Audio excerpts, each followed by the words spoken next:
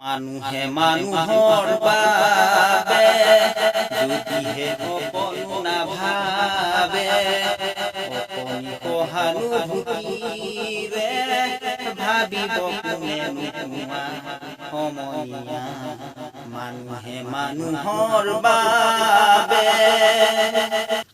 হয় বন্ধুসকল, মানুহে মানুহৰ বাবে যদিহে অকণো নাভাবে ভাবিব কোনেনো কোৱা। আজি আমাৰ অসমত এনে ঘটনা হৈ আছে, মানুহে মানুহৰ বাবে ভাবিব কিন্তু আহৰি নাই। মানুহে মানুহৰ বাবে ভাবিবলৈ অকণমানো কাৰো সময় নাই। আজি আমাৰ অসমত এজন UP ড্ৰাইভাৰে আহি এজনী ছোৱালীক ট্ৰাকেৰে খুন্দা মাৰি মৃত্যু কৰিলে, কিন্তু আজিলৈকে সেই UP ট্ৰাক চালকজনক কিন্তু শাস্তি দিব নোৱাৰিলে অসমৰ প্ৰশাসনে বিভাগে। হয় নহয় বন্ধুসকল, অসমৰ প্ৰশাসনে আজিলৈকে কিন্তু সেই UP ট্ৰাক চালকজনক আজিলৈকে কিন্তু শাস্তি দিব নোৱাৰিলে। সি গৈ এতিয়া উত্তৰ প্ৰদেশত ধুনীয়াকৈ সংসাৰ কৰি আছেগৈ। আমাৰ অসমত আহি UP এজন ড্ৰাইভাৰ উত্তৰ প্ৰদেশৰ পৰা আহি এখন ট্ৰাক চলাই তেওঁ জীৱন নিৰ্বাহ কৰি আছিলে ধুনীয়াকৈ, কিন্তু আহি আমাৰ অসমৰ এজনী ছোৱালীক এজনী পুলিচ বিষয়া এছ আই পুলিচ বিষয়াক গাড়ীত খুন্দা মাৰি মানে হত্যা কৰিলে, মানে কি মৃত্যু কৰিলে। আৰু আজিলৈকে অসমৰ প্ৰশাসন বিভাগটোৱে সেই হত্যাকাৰীজনক কিন্তু আজিলৈকে ধৰি আনিব নোৱাৰিলে, শাস্তি দিব নোৱাৰিলে। তেখেতক কেইদিনমানৰ কাৰণে জেললৈ প্ৰেৰণ কৰা হৈছিলে, হয় আমি দেখিছিলোঁ, কিন্তু কিভাৱে কি সূত্ৰে তেওঁ বেল লৈ ওলাই গ'ল আমি তাকো নাজানিলোঁ। হয় নহয় বন্ধুসকল কওক। যিয়ে জীৱন এটা দিব নোৱাৰে সি জীৱন এটা কাঢ়ি নিয়াও তাৰ কিন্তু শক্তি নাই। যি জীৱন দিব নোৱাৰে সি জীৱন এটা কাঢ়ি নিয়া তাৰ অধিকাৰো নাই। সি কিন্তু উচিত শাস্তি পাব লাগিছিলে, ইমান দিনে উচিত শাস্তি পাব লাগিছিলে। আৰু তাৰ লগত কোন কোন জড়িত আছে সকলো শাস্তি দিব লাগিছিলে সকলোকে, কিন্তু আজি অসমৰ প্ৰশাসন বিভাগে একো কৰিব পৰা নাই।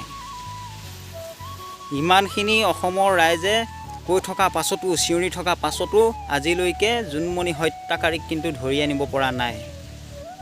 যদি এই জোনমণি হত্যাকাৰীক শাস্তি দিম বুলি ভবা হয়, সুমিত পালক আজি আনি অসমত শাস্তি দি তেওঁক সোধা হ'লেই সকলো কথা কিন্তু জল পটকৈ ওলাই আহিল হয়। আচলতে সেই কেছটোৰ লগত পুলিচ বিষয়া ডাঙৰ ব্যক্তি জড়িত আছে কাৰণে সেই কেছটো মানে গাপ দি থৈ দিয়া হৈছে, গম পাইছে, সেইকাৰণে গাপ দি থৈ দিয়া হৈছে। সাধাৰণ মানুহৰ লগত হোৱা হ'লে সেই ঘটনাটো, সাধাৰণ মানুহৰে যদি কৰিলে হ'লে তেনেকুৱা এটা ঘটনা, পুলিচ বিভাগৰ গাড়ীত যদি খুন্দা মাৰি এক্সিডেণ্ট কৰিলে হয়, লগত তেওঁক গোটেই ঘৰৰ পৰিয়ালক উঠাই আনি নানা ধৰণৰ শাস্তি দি সকলো কথা ফাদিল কৰি পেলালে হয়। আজি মই বেছি নকওঁ, ইমানকে ক'লোঁ। আপোনালোকে কথাখিনি অলপ দৰকৈ ভাবিব, দৰকৈ ভাবি চিন্তি চাব কি হৈ আছে আমাৰ অসমত। আজি মানুহে মানুহৰ বাবে যদি ভাবিব সময় নাই, ভাবিব কোনে কোৱা। আজি যদি আমি অসমৰ ৰাইজে অসমীয়া ছোৱালীজনী হৈ যদি মাত মাতি নাযাওঁ আৰু মাতিব কোনে? আজি চাওক কোনে মাত মাতিব? এজন মিয়া অসমীয়া মাজত যিটো মানে ছ'চিয়েল মিডিয়াত আমি দেখিছোঁ বিভাজন হৈ আছে।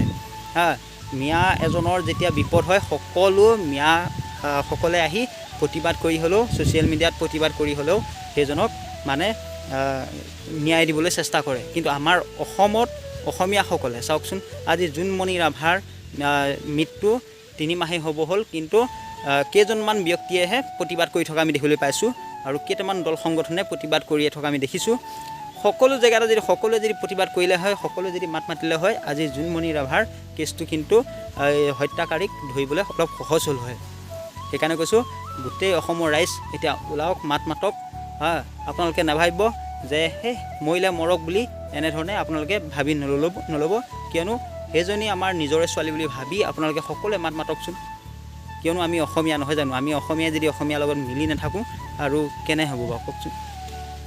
গতিকে বন্ধুসকল, আপোনালোকে কথাটো অলপ মানে চিন্তা কৰিব আৰু এই ভিডিঅ'টো যিমান পাৰে শ্বেয়াৰ কৰিব প্ৰতিজন অসমীয়াই যাতে চাই ভিডিঅ'টো সকলোৱে যাতে মাত মাতে মই সেইটোৱে বিচাৰোঁ আজিলৈ মই ইমানকৈ ক'লোঁ আৰু কথাখিনি মই ভালদৰে জুকিয়াই পুকিয়াই ক'ব জনা নাই বন্ধুসকল আপোনালোকে বেয়া নাপাব যিহেতু মই নতুন ক্ৰিয়েটৰ মই মানে কি ভালকৈ কথাখিনি জুকিয়াই পুকিয়াই কিভাৱে ক'ব লাগে মানে জনা নাই আৰু ভৱিষ্যতলৈ অলপ ভালকৈ কথাখিনি মানে জুকিয়াই পুকিয়াই ক'বলৈ মানে চেষ্টা কৰিম আৰু ধুনীয়া ধুনীয়া ভিডিঅ' দিবলৈ চেষ্টা কৰিম আপোনালোকে মোৰ চেনেলটো ছাবস্ক্ৰাইব কৰি অকণমান চেনেলটো আগুৱাই যাবলৈ মোক উৎসাহ দিব বুলি ভাবিলোঁ আৰু যিমান পাৰে চেনেলটো মানে ভিডিঅ'বিলাক শ্বেয়াৰ কৰিব আৰু চেনেলটো ছাবস্ক্ৰাইব কৰি ল'ব ইমানকৈ ক'লোঁ বাই বাই